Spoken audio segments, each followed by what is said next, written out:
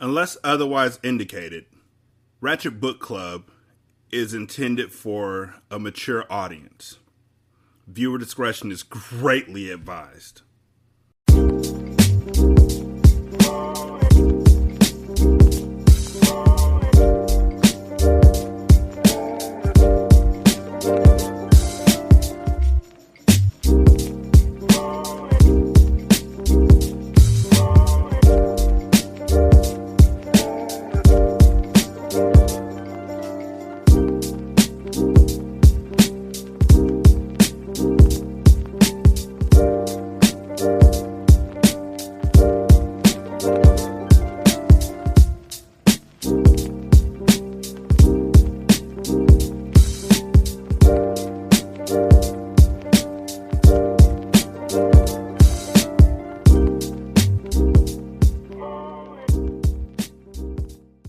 Welcome to Ratchet Book Club, where we read hood classics and good classics. I'm Derek.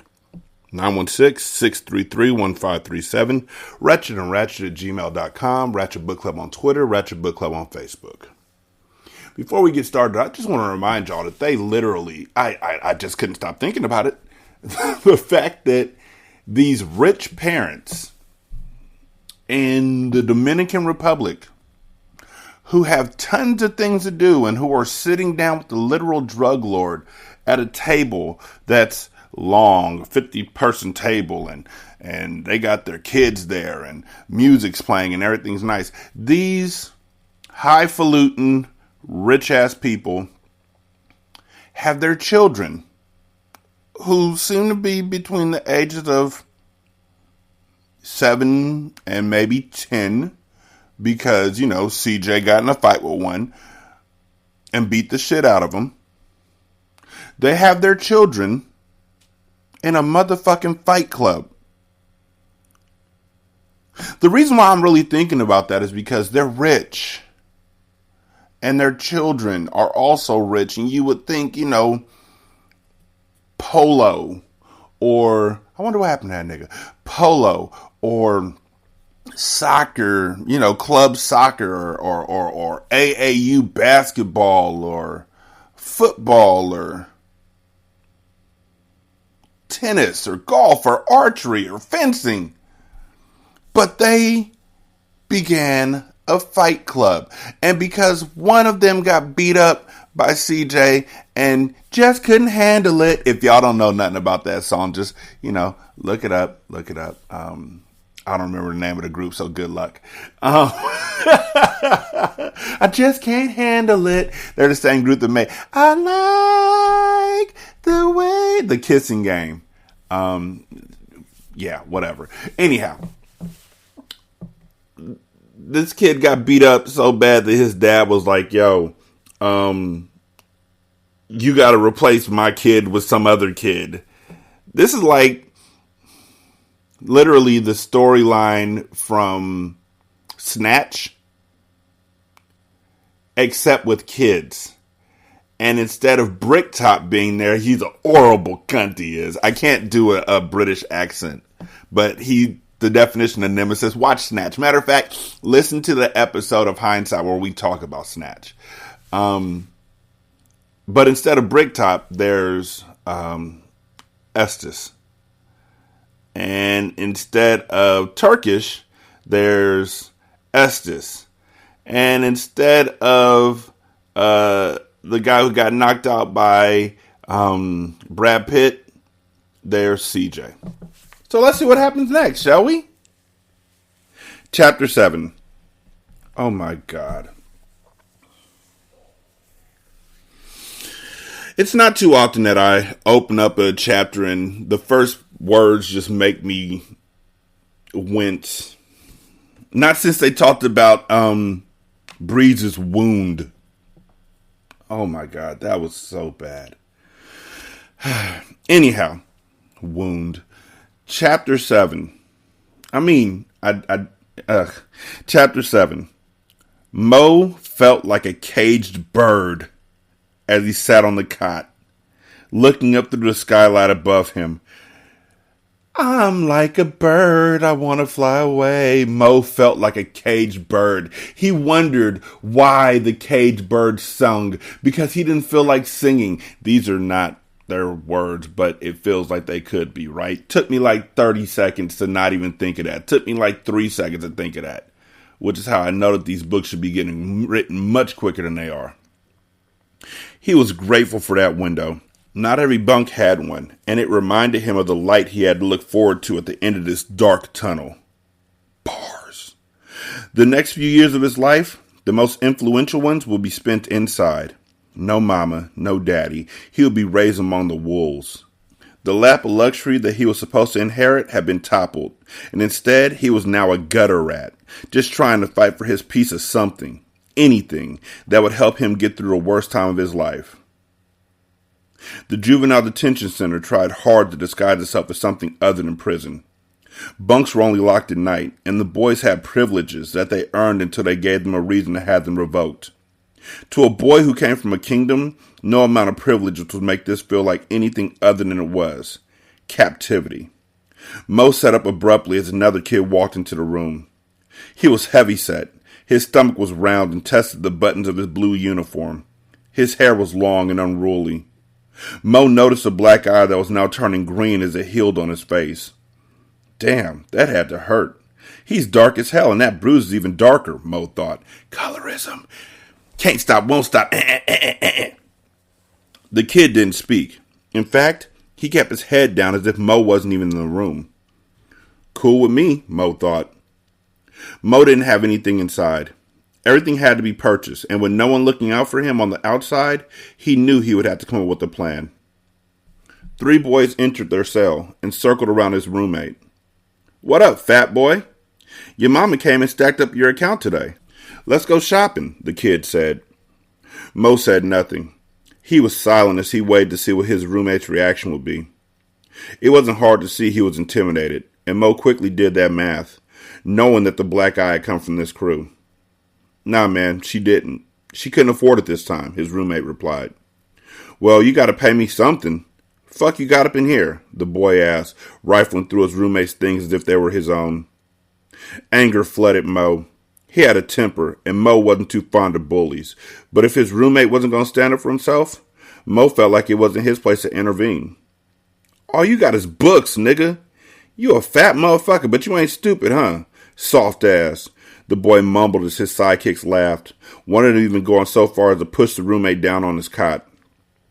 The loudmouth kid moved over to Mo's side of the room. Nah, man. Ain't shit this way for you, Mo said. What? The kid challenged as he got in Mo's face. I ain't stutter. Mo stood. He was always down to shoot a fair one. He had the heart of a lion inside of him, and once challenged, there was no backing down. What do we have here, gentlemen? The woman that walked into the cell interrupted the confrontation before I could even get started. Do I need to write up some infractions? I know those books must have fallen on her own, right? The blonde woman asked as she looked around the room, searching for answers. Monroe Diamond, you want to tell me what's going on here? The lady asked. Mo didn't speak. He wasn't into snitching. He didn't need anybody to come to his defense. The woman grew frustrated and pointed towards the door. If you're not assigned to this bunk, make your way out, she demanded. I'ma get you, the kid said. You know where to find me, Mo answered. Hostility was in the air. Here's your package. These are the only things you'll be given in here. Everything else going forward must be purchased. You can remove your clothing and place them in here after you remove the uniform and essentials that are inside, the woman informed. Mo nodded and took the burlap bag she extended. Before she left the room, she said, Stay out of trouble. Nigga, you literally just heard them threatening one another. Stay out of trouble. For real? Word? Okay. He didn't respond because he knew the troll would come looking for him. When he was alone with his roommate, Mo bent down and helped the kid pick up his belongings. Why you let him dog you like that? He asked. That's Roach. Okay. He's on B block with the rest of the 14 to 16-year-olds. Everybody pay for peace in here. You either let him spend on your commissary or have a problem with him, the roommate responded. You scared him or something? He need them niggas behind him because he can't stand on his own. You gotta stand up to him and he'll stop fucking with you, Mo said. Ain't no standing up to Roach. Last one to try got caught in the mess and ended up with 30 stitches. Roach split him from ear to ear, the roommate replied. He knows who to try that shit with, Mo replied as he shook his head in disbelief. Hey man, what's your name? I'm Joey, the kid said. Mo, he replied as he handed him the books and stood to his feet. Your last name is Diamond? Like for real? The kid asked, intrigued. Most people were never allowed to get close to the family, and their name rang so loudly in Miami that many people claimed affiliation without even being part of the family at all. Yeah, Mo replied casually. Damn, man, your family's made. I ain't trying to spread that around like that, though, so that's between you and me, Mo said. You got it, Joey responded. Nigga, and unbutton your shit, Mo said. Ain't nothing wrong with being a big boy, but at least be fly with your shit. Joey laughed as he unbuttoned the uniform shirt and let his white t-shirt show through. There you go, big boy, Mo said with a smirk. Next time them niggas press you, you get them up off you too. Don't bitch out. You got them on sides alone. Gotta put some heart up in you. Them niggas ain't gonna be walking up in here like that own shit. This half my shit too. Mo tapped Joey's chest in encouragement and then changed out of his clothes. He kicked back on his cot. Yo, you mind if I borrow one of them books? I'm drying here, Mo said, referring to his lack of personal belongings. Yeah, man, you good, Joey said. He reached into his stash and tossed Mo the autobiography of Malcolm X. Man, this is like a school book. You don't got nothing good? Mo asked. That is good. It makes you think. Try it, Joey said.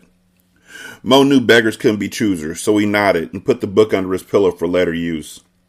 He wished he had gotten paired with someone who wasn't so weak. But then again, he had to be grateful because it could also be worse. At least with Joey, Mo wouldn't have to sleep with one eye open. Word spread overnight that Mo was the son of the infamous Monroe Diamond. By morning, every kid in his unit walked by his bunk just to peek inside. Who the fuck told? Who told? Like, seriously. It must have been Roach, I guess. Roach told the kids in his age group, I guess. I don't know, because he told Joey not to tell nobody. Yo, Joey, what up, boy? A slim kid greeted as he sauntered into their bunk. Joey wore a perplexed look as he slapped hands with the kid. What's up? He replied. Just stopping through to show love. What up, man? He said to Mo. Mo nodded in acknowledgement. Make sure you check me on the yard during rec. We got a game going on the hoop court, Joey. Bring your man through, the kid said. Yeah, okay, Joey replied, his eyebrows raised in utter confusion as the boy left just as quickly as he had came. So what is this, Baby Oz? Like, I don't know. I've never been to a juvenile detention facility. I really want to go to one. Now that I'm an adult. It isn't like they could fucking leave me there. But I really want to go to one just to talk with the kids and, you know, see where their minds are at and see if there's anything I can do to help. But I just picture in my mind that it's not like this. I don't know. Maybe it is. You don't even know that nigga, do you? Mo asked with a laugh. No, Jory responded. The thirst is real, though. That's a fifth dude that's coming here to chop it up with me today. I've been in here for 6 months and I ain't had this many people speak to me the whole time. Bro, this shit wild. You got them going crazy like you the pretty girl at school and they trying to shoot they shot. Joey was in stitches as he laughed jovially. I told you not to say nothing to nobody, Mo said. It wasn't me. Roach or his boys must have spread word. He heard your name yesterday, and everybody in Miami know there's only one Diamond family, Joey stated. You crazy for not wanting people to know anyway. Niggas showing you mad love in here. Yeah, it's a lot of love, but it's a lot of hate too to call my name, Mo stated. Yeah, I hear you. I'm about to grab chow. You coming? Joey asked. Chow? Like food? Mo asked. Yeah, if you can even call it that. But if you don't eat now, next meal ain't till late, Joey said. Mo's stomach rumbled. It had been 2 days since he had eaten. He hopped up from his cot. Lead the way. Mo walked out of the bunk and joked with Joey the entire way to the common area where breakfast was served. Joey's going to get killed at some point. He's going to get stabbed up and Mo's going to be over him like, no! Bruh, you really eat this? Mo asked as he grabbed the tray and he turned his face up in disgust. He was accustomed to a standard of living, and the slop that was being thrown on his plate was far beneath it. As he eyed the runny stuff that resembled eggs and pinched the bread that appeared stale, His stomach turned. I ain't eating this, Mo said. Joey shook his head. That's what everybody say, until they stomachs start touching their back. Bruh, your stomach ain't never touched your back, Mo teased jokingly, all in good fun as Joey laughed. Fuck you, nigga, Joey said in between chuckles. They cursed like sailors, partly because they could, and partly because it made them feel like grown men. Joey eased into a seat, but before Mo could sit down, Roach entered the commons. Here go this pussy-looking motherfucker right here. He was always loud, always attracting too much attention. Mo was slowly learning his characteristics and knew they weren't going to vibe. It would be a long sentence living in the same space with this kid. Roach stepped right up to Mo. We got a star in here. Hey, y'all, this Monroe Diamond, Roach announced in grand fashion. The sarcasm wasn't missed as Roach gave Mo a slow, hard round of applause. Mo's jaw tightened as he stood toe-to-toe with Roach. Roach was 2 inches taller than Mo, but size never mattered to Mo. The adage was true in his book. The bigger they were, the harder they fell. You think you hard? Roach taunted. I don't care who your daddy is, little nigga. Fuck all that cartel shit. Them niggas done. Everybody know that shit is over. Miami for everybody, nigga, and your family fell to fuck off. My daddy used to be out there and he said your people wouldn't let nobody eat. Shit done changed now. Cartel don't run shit no more. As a matter of fact, your punk ass don't eat shit in this bitch unless I say you can eat. Since your people want to starve niggas out there, I say you starve in here. Roach smacked Mo's tray out of his hands, sending food flying all over the cafeteria. Roach was grandstanding, testing Mo's gangster, and Mo gritted his teeth to control his temper because he knew in this moment he had to take the L. The kid was older than him by at least 3 years. He loomed over Mo menacingly, waiting for him to accept the challenge so he could give Mo the fade. Mo wouldn't allow himself to fall for the trap. He was outnumbered and outsized, and even though there wasn't an ounce of fear in him, he wasn't stupid. He didn't fight battles he couldn't win, at least not directly. He would have to go for the smart victory, and if he jumped stupid right now, they would drag him simply because the numbers were on their side. He knew Joey wasn't jumping in to help get some of Roach's crew off his back, so he was on his own. Walk away, he told himself. A loud whistle blew as a guard looked over in their direction. Break it up, shut it up, and clean it up, he yelled sternly. Now, or I'm writing infractions. Mo put his hands up in temporary defeat. You got it, he conceded.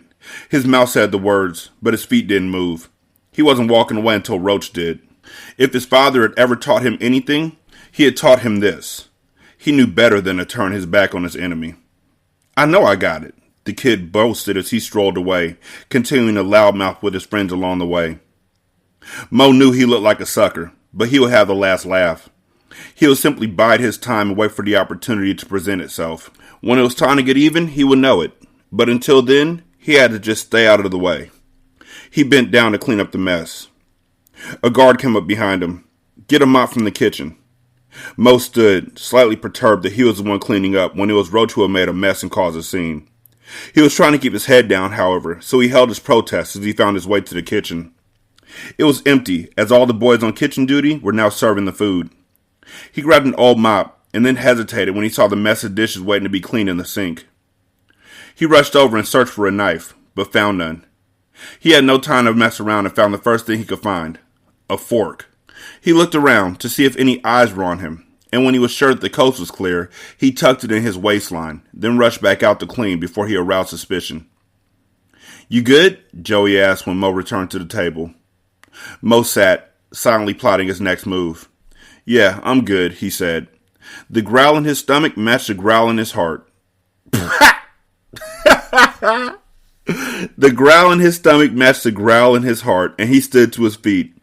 He leaned over Joey. I need you to do me a favor, Mo stated. The look in Mo's eyes told Joey that he didn't want to be a part of it, but it also told Joey that he didn't have a choice. They were bunkmates, and Mo was the first person who treated him with respect. I'm going to put some heart in you yet, Mo said as he walked away, headed for his bunk. Mo sat in the back of the class, half listening as he looked at the back of Joey's head in the front row. The state tried to make the juvenile detention center a positive environment by providing classroom instruction. It was going to make Mo a productive member of society and give him a tool he could use towards success. At least that was a speech the entrance counselor had given him when enrolling him. Mo only signed up because Roach participated solo. His goon squad hadn't passed the aptitude test to enroll with him, so every day for an hour, Roach was separated from his pack. Roach sat on the other side of the classroom, a few rows up from Mo. Mo had made sure he walked in late, so that Roach wouldn't notice his presence until it was too late. The woman who taught the course rattled off facts and statistics up front, but Mo was retaining none of it. He had come for one reason, and one reason only, to make an example out of Roach. Oddly, he wasn't rattled. He didn't feel an ounce of nervousness as he sat, with his eyes fixed on his enemy, as he felt the fork rub against his arm. It was covered by the sleeve of his shirt, and Mo waited patiently to put it to use. Don't back out on me, Mo thought as he waited for Joey to play his part. He had to stop himself from laughing when Joey fell dramatically from his chair and began convulsing on the floor. That nigga is an actor, Mo thought as he created a scene that was straight out of a movie. If Mo didn't know better, he would have thought the kid was having a seizure. Oh my God, I need help in here. Mo had timed it perfectly. There was a small window of opportunity where the guards switched shifts and the classroom went uncovered. The teacher looked around in dismay. It was against protocol to send a juvenile out of the classroom without an escort, and Mo could see from the look on her face that she didn't know what to do. The other boys had started to circle around Joey, who was still on the floor, going for broke. He'd even rolled his eyes in the back of his head for good measure. I'll be back. I'm going to get help, the teacher said as she rushed out of the room. When she was gone, Mo stood and turned the lock on the door and walked up behind Roach, who was standing with the crowd. He slid the fork out of his sleeve, and before Roach could react, Mo stabbed him with it, repeatedly jamming it into his side hard and forcefully. So, okay, they're in the back of the classroom. I'm closing my eyes and picturing this. And Joey's in the front of the classroom. And Joey falls out and starts convulsing. And the teacher leaves out the door. And everybody crowds around Joey to look at him. And Mo went to the back of the classroom and then walked up behind Roach. Is the door in the front or the back? I know this isn't a big thing, but it's a big thing to me. I'm sorry. Anyhow, the nigga got stabbed with a fork. And that shit hurts. My dad used to stab me in the elbows with forks when I would put my elbow on the table. And forks leave marks, people. They're still sharp. Also, I still put my elbow on the table because fuck that dude. Ah! Roach yelled as he fell to his knees. Mo stood, and to his surprise, Joey did too as they mashed him out, and the other boys instigated the attack. Who you gonna starve, huh? Mo said as he stomped Roach's head and face relentlessly. The two boys beat Roach ruthlessly until the guards burst into the room, popping the lock off the door to answer. Mo didn't stop, and Joey didn't either. Roach had the beatdown coming. None of the other boys intervened because at one point or another, Roach had made them victims too. This was revenge for them all, and by the time the guards pulled Mo and Joey off Roach, he was a bloody mess. Every time I see you, I'm mashing you. It's on sight. Talking about shit done and ain't nothing changed. It's Cartel forever. Don't play with me, Mo shouted. He had never been so angry. He saw red and he lunged for Roach repeatedly, making the guards work for their paychecks as they could hardly contain him. Mo was in rare form. He didn't know he would explode like that, but as soon as he pressed go, it was hard to stop himself. He was so full of anger that he took it out on Roach. Some of it hadn't been meant for him, but Roach caught the brunt of it anyway. The guards pinned him face down on one of the desks and pried the fork from his hands. He had dug into Roach's body so deep that it had bent. He hadn't killed the kid, but it wasn't for lack of trying. Joey was pinned on the desk across from him, and they were cut before they were thrown into solitary. How long you think we're going to be in here? Joey asked, talking through the closed door of the torturous cell. I don't know, but it was worth it, Mo replied. Yo, your big ass was wiggling like a mug on that floor, Mo yelled out with laughter. Then, when you got up and mob dude with me, that was real. For real, until the day I get out of here, I got your back, man. I know you scared of dude, so that showed a lot of loyalty. Watch what I tell you. Now that you showed you not a punk, ain't nobody gonna try you no more. Joey was quiet for a while, as an awkward silence filled the air. Thanks, Mo, Joey finally said. Mo didn't respond. He simply turned in the cell and took in his new quarters. It was so small that Mo almost couldn't breathe. The air was thick and hot. The concrete slab that he was expected to sleep on was covered in a wet puddle from the leaky ceiling above it. He extended his arms out and touched the walls on both sides of him. That's how tight the space was. He sighed, but still he had no regrets. Mo didn't care how long they left him in there, because when he came out, he would have his respect. He had watched every man in his life carry themselves like a boss. There were no workers in the Diamond family. Every one of the men in his life held a position of power, and he wouldn't allow Roach or anyone else to ever chump him. His pride wouldn't let him, and his bloodline didn't call for it. Mo and Joey sat in confinement for 6 weeks. God damn! God damn! Like, oh no! That's how you make 6 weeks pass. I bet 6 weeks has passed for everybody else too. I wonder if we find out how CJ's fight went. 6 weeks though? God damn, that's a lot of money! Mo and Joey sat in confinement for 6 weeks before they were released back into the general population of the juvenile center. Mo didn't forget his threat, however. He didn't make empty promises, so on his first day out, he spotted Roach, and it was war on sight. He mashed him again, with Joey never leaving him hanging. Joey never started a fight, but he wouldn't let Mo finish it alone, and together they were carted right back to the hole. They made it through, however, with conversations through closed doors. Sometimes they talked about everything, with Mo reminiscing about what his father and uncles were like. Other days, they talked about nothing at all, playing dumb games and making bets on which bugs on the dirty floor would crawl the fastest. They survived, and a strong friendship was formed amid the fire. It was one they wouldn't soon abandon. Chapter 8. Carter grew frustrated as he got the voicemail for the 15th time. "Breeze, call me back," he whispered harshly into the phone, knowing that the feds most likely had her lines tapped. He never left messages for fear of her being targeted as an accomplice and or abetting a fugitive.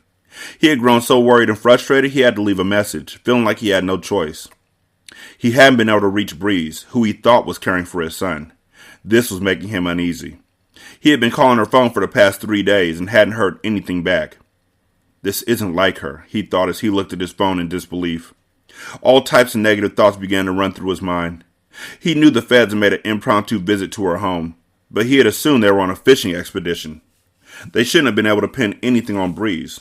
They had kept her cleanest of them all. Did they dig up enough evidence to arrest her? Did one of my old enemies come back for revenge?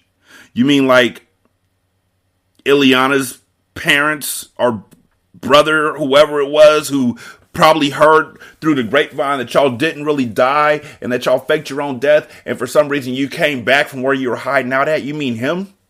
Oh, no? Alright, just checking. He sat on the bench of the Emperor's property and watched the birds swoop down and fed off the bird seed scattered on the pavement. He looked just across the property and saw Brick, Millie, and Ghost playing a game of golf while smoking cigars and conversing.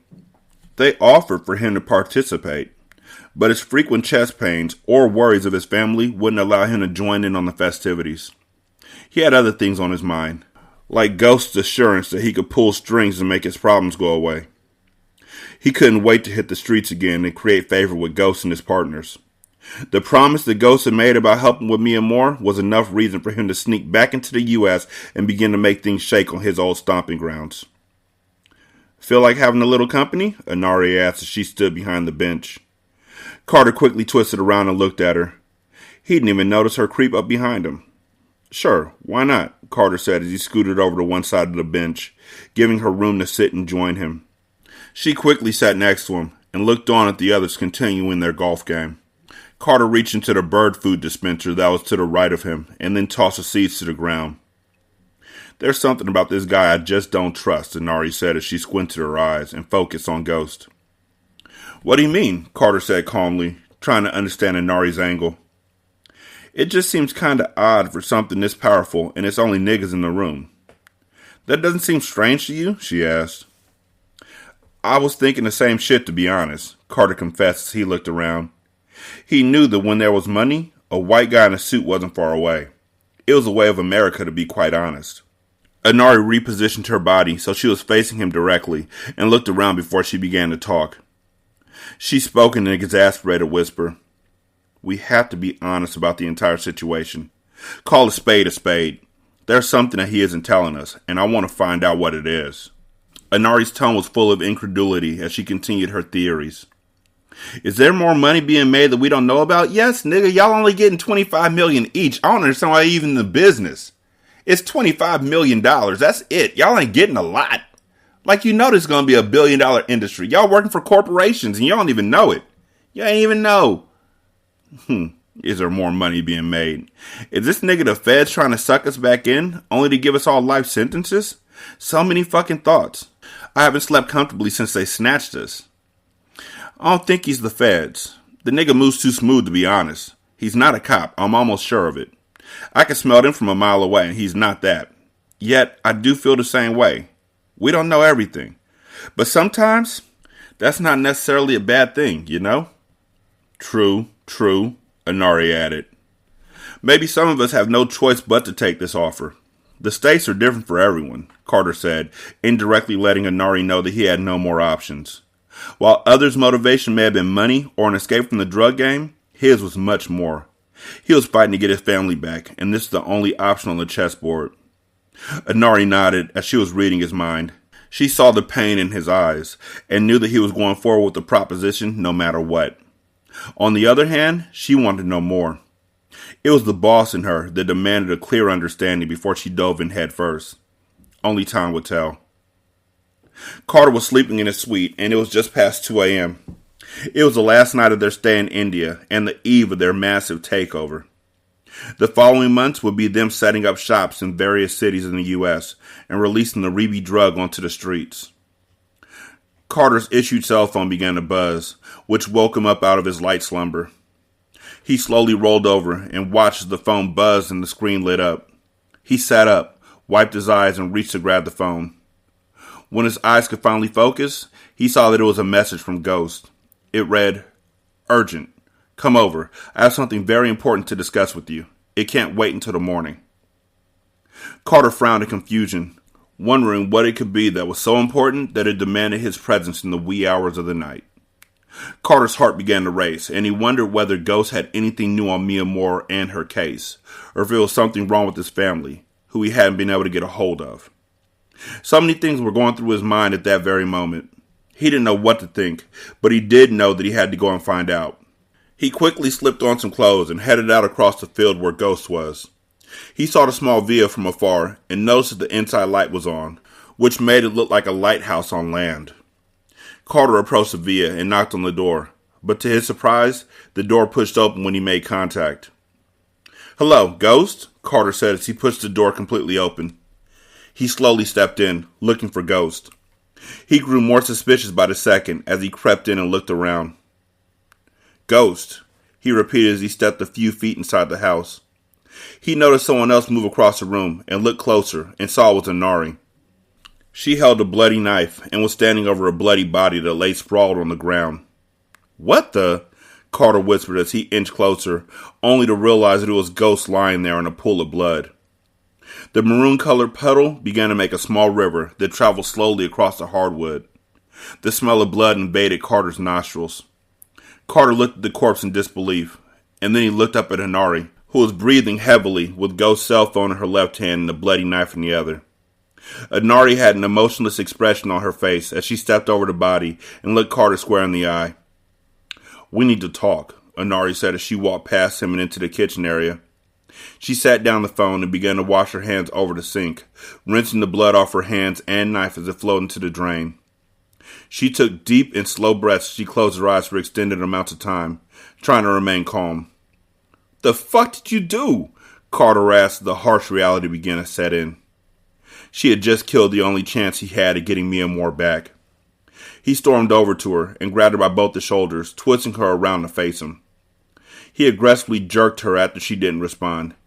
"You don't know how you just fucked my life up," he said as he clenched his jaw tightly and the veins in his forehead and temple began to protrude. His eyes were becoming bloodshot red and water began to form as well. Pinch that shit. Pinch the bridge of your nose, my nigga." "First, get your motherfucking hands off me before I put you to sleep next," Inari said calmly with the small but sharp kitchen knife still in her hand. Carter looked down and saw the sharp object just inches away from his gut. He then shook his head in disbelief and unleashed her. He placed both of his hands on his head and began to pace the room, knowing that Inari had just ruined any chance of normalcy that he possibly had. "You shouldn't have done this. Why? Why?" he asked as he continued to pace the floor. "He did this to himself. I came over to talk to him about the truth and he denied it at first," Inari said as she put down the knife. realizing that Carter wasn't her enemy. She then made her way back towards the body. She knelt and picked up a small laptop that was a few feet from the dead body. The computer had been tossed to the floor after she showed him what was on it. There was a little bit of blood splatter on it from the incident, so Inari wiped it off and then walked back towards Carter. She flipped open the computer and typed in a few things before she gave it to Carter. She had an email open and clicked an inbox message. This is what I showed him, and he completely flipped out and tried to go for his gun once I told him what I knew. I told him I would tell the rest of you, and that's when he tried to kill me. But I had a knife tucked that I swiped from the kitchen. I poked him a few times, and I guess I hit an artery because he was gone within a minute. He bled out like a pig, she described. She then handed him the envelope. Envelope? What envelope? Small laptop that was a few feet from the body. Handed it toward him, stabbed him like a pig, handed him an envelope. The fuck? Envelope? I need to talk. Ghost cell phone in her left hand, bloody knife in the other. Wash her hands over the sink. Fuck did you do? You just fucked my life up. I'll kill you too, whatever. Picked up a small laptop. The computer had been tossed to the floor. She wiped it off. She had an email open and clicked an inbox message. What envelope? You could say she handed him a envelope, but not the envelope like we know about the envelope previously. I had to check and see. My bad, y'all. Not really. This is my show. I can do what the fuck I want. Carter frowned as he tried to make sense of it all, but he was lost. This isn't making too much sense right now. What is this? And what were you threatening to tell us? What am I looking at?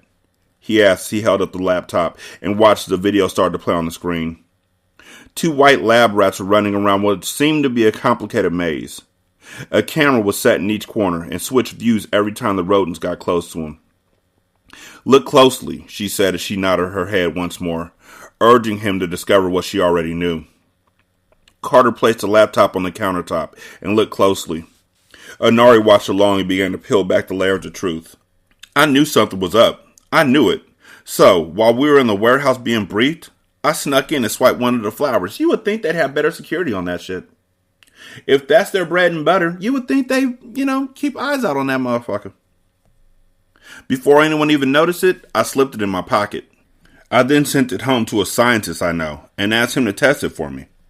I explained the entire process. I told him specifically how it was broken down and created. He copied the process, breaking it down to its rawest form. He then gave it to lab rats and observed them closely for a week. What he found was mind-blowing. This drug did everything the ghost had promised. First, it gave the rats an extreme rush so they were excited, running around the maze and interacting with each other. The second phase was an aphrodisiac stage, and the lab rats began to become very sexually active and frisky, Inari said as she pointed to the rats on the screen. She paused the video that was showing the rats climbing on top of one another, gyrating rapidly. They were obviously in a state of heightened sexual arousal. She looked at Carter, who was still frowning, trying to understand. I know. He told us this is what the drug did already. We learned everything that you're telling me already. I'm not understanding how this is relevant to what we have. No, excuse me, what he had going on. Also, I'm not understanding how she found a fucking mailbox. Okay, so you stole the flower, which again, whatever. You stole the flower. And then you shipped it? UPS? Did you crumple it up and put it in an envelope? Where'd you find an envelope? Did you walk to the post office or did they come to the compound and get it? And where'd you get a stamp from? How many stamps did it take to get from where you are to where you sent it to? A lot of questions. You fucked up big time, Carter added again as he looked over at Ghost's body and then again at Inari. He clenched his jaw tightly and shook his head in cynicism. But peep this. This 2 hours later, she said as she sped up the video and jumped ahead a little. Carter looked closely at the video and noticed the rats beginning to act strangely. They began to have sporadic twitches and run into the walls of the mazes, displaying their lack of memory. Carter watched slowly as the rats frantically ran through the maze, stopping and smelling and nibbling at every corner. They continued to do it, and it became clear as to what was going on. The rats were looking for something. As you could see, they're searching for something. Remind you of anything? Inari said. At that moment, Carter began to understand that they were fiending for the product. It reminded him of the effect of crack. The rats were in dire need of the very drug that was eating them alive. "Are they tweaking?" he asked as he stared closely and watched as the rats kept sniffing every corner, even the same places twice. "Bingo," she said in a low tone as she watched right along with them. "Sound familiar, right? They're acting like crackheads," he said as the picture started to become clearer to him. "That's right. This is exactly what they did to us in the 80s. They created a drug and put it in our community so it could break down our families and put our men in jails. The cornerstones of our community were all being locked up in the box, a blow that we still haven't recovered from. Then the 13th Amendment was implemented, making it legal to make us slaves again using mass incarceration. This shit is deep," Anari said as chills began to go up her arm and behind her neck. Carter felt the same chills at the very same time as the harsh secrets began to show themselves. She continued, "I knew something was wrong with all the targeted places had one thing in common. They were all areas with a high number of African Americans and impoverishment. They were using us to repeat what had happened in the Reagan era," Anari continued to explain more in depth. Anari pressed play and let the tape run. It was a lapse time video showing the rats moving frantically for an extended amount of time. They then began to fight and snap at each other out of frustration over not being able to find the drug. They both watched as the rats began to fight until eventually one of them killed the other. The second rat eventually died, not being able to recover from the fight with one of its own. "This is literally our community in a nutshell," Anari added. "Reaganomics," Carter said as chills went up his spine once again, thinking about how deep the elaborate scheme was. "Okay, so should I break it now?" Nope, I'm gonna let it keep going. But y'all already know what I'm gonna say. "Right. If you remember correctly, a few people from the community got rich in a short period of time when crack hit the scene. But in return, the low-level dealers were all tossed in jail, getting more time than murderers and rapists. Mothers were forced to raise kids on their own, and doing that with the crack addiction was detrimental. It tore down an entire generation and set us back years. We're merely pawns and we're positioned to handicap our own people," Anari said. "This is some heavy shit," Carter said in disbelief as he folded his arms and leaned on the sink. His mind was completely blown. "If you remember correctly, they marked the suburban areas in the country as no-fly zones, making sure they never touch white America. The writing is on the wall. They tried to play us. They even got that token nigga ghost to lead us to our own demise," Denari stated. Okay.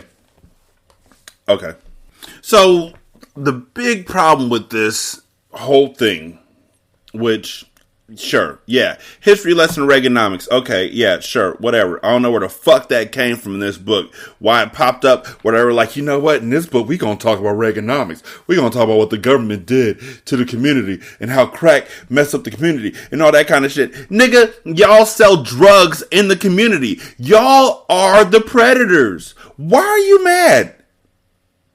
Oh, word? That's what we doing? That's what this drug's gonna do? So it's gonna get people real high, real euphoric, get them real focused, and then it's gonna bring them crashing down. They're gonna look for more. Okay.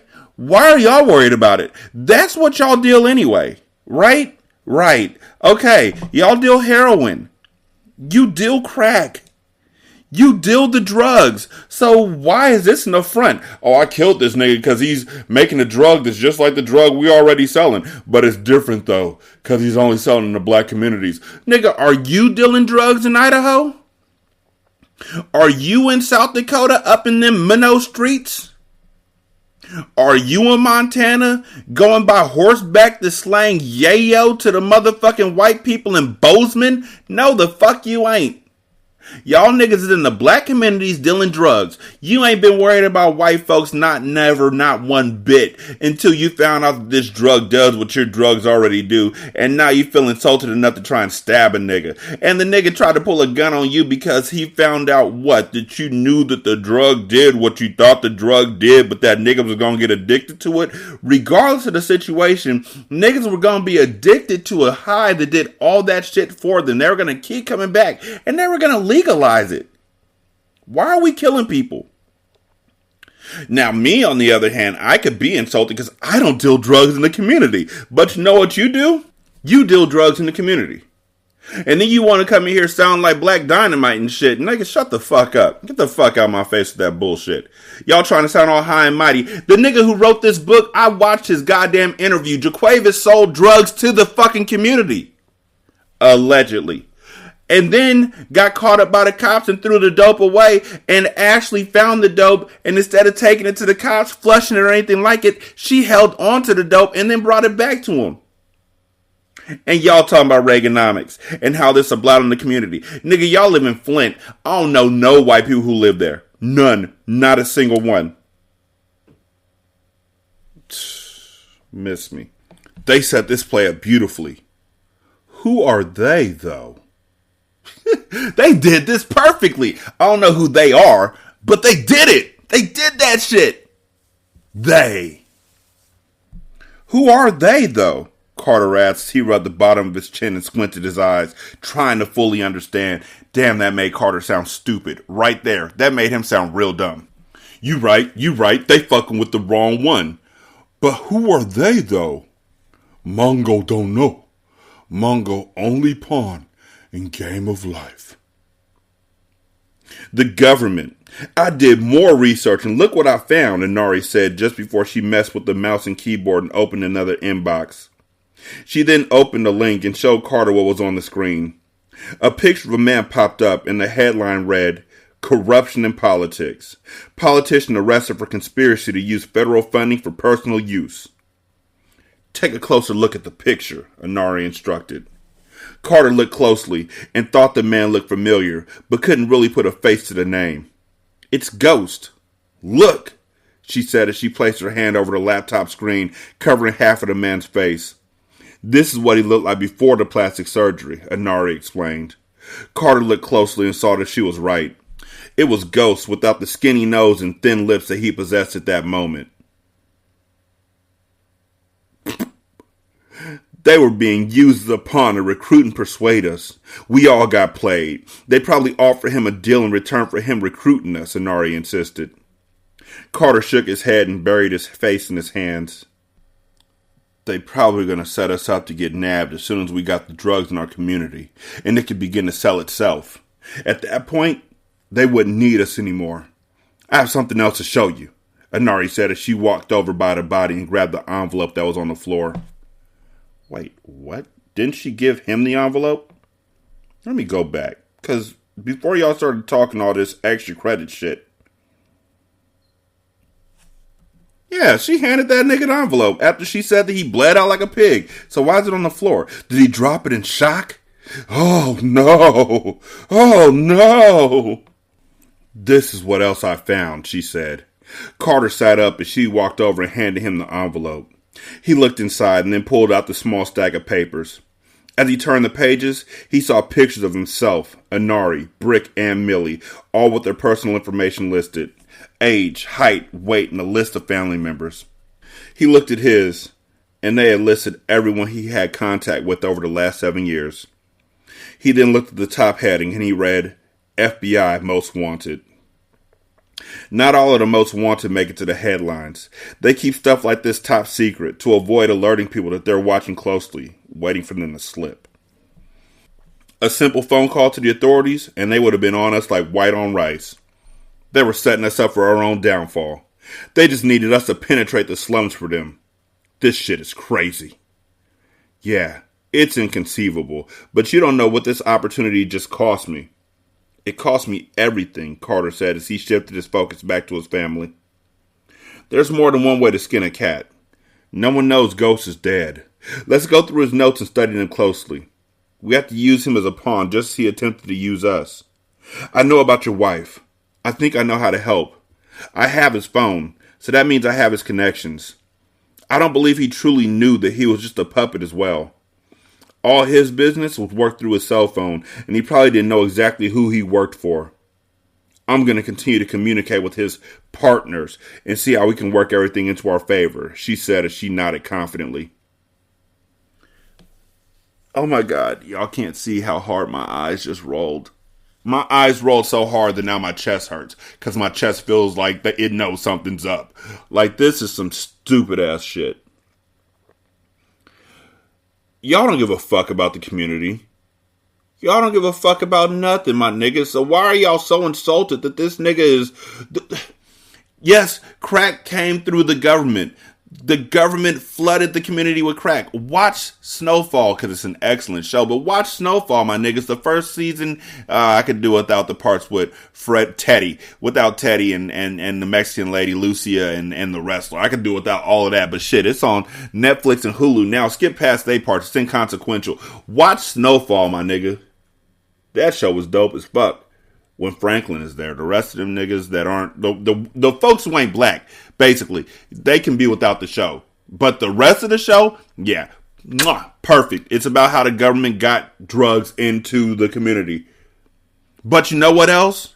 Y'all talking about the low-level drug dealers that are in your organizations, the low-level drug dealers that are going to jail for years, and then the 13th Amendment is being implemented, making it illegal to use us as slaves again, using mass incarceration and all that shit. Okay, cool. But you know what? Ain't never one of y'all motherfuckers low-level drug dealers. You're sitting on the corner with billions of dollars. Talking about, man, they doing them niggas that get $50 an hour wrong. Not even thinking about the niggas who are getting like $14.25 an hour. You're not even thinking that far down. You're like, man, them po niggas is only getting $50 an hour. They getting fucked over by the government. This is horrible. A few people from the community got rich in a short period of time when crack hit the scene. But in return, the low-level dealers were all tossed in jail. Let's see. When the cartel got hit, all the workers got tossed in jail. When Ace snitched, all the workers got tossed in jail. While Estes and Carter and Money and Zaire were just fucking fine. And you want to tell me that you feel some sort of way that the low-level workers are going to jail because Ghost had a video or you sent a video? This shit don't make no goddamn sense. This whole thing doesn't make sense. It's all permeable. I can shoot holes straight through it. Where are you going with this? Like, this was supposed to be your big Roundtable of Bosses thing, and now you're setting this up to be some sort of espionage shit? Like, oh, we know that they're making a drug that's going to harm the community. Oh, you mean like heroin? Stupid fuckers. 916-633-1537. Ratchet and Ratchet at gmail.com. Ratchet Book Club on Twitter. Ratchet Book Club on Facebook. Leave a review on Spotify. It only takes 13 seconds at most. Leave a review on Podchaser. Copy and paste that into the Apple Podcast. Copy and paste that into Good Pods. You can donate to the show at patreon.com/single simulcast or at buymeacoffee.com/sscast or on the Good Pods app. Every donation goes towards buying books like this. And I mean, I'm so sincere. I ain't paying for these motherfuckers. Or for buying movies for Hindsight, or for buying shows for the RTO Podcast Network. TV shows. Thank y'all so much for listening. Y'all be good. I'm gonna holler at you later. Peace.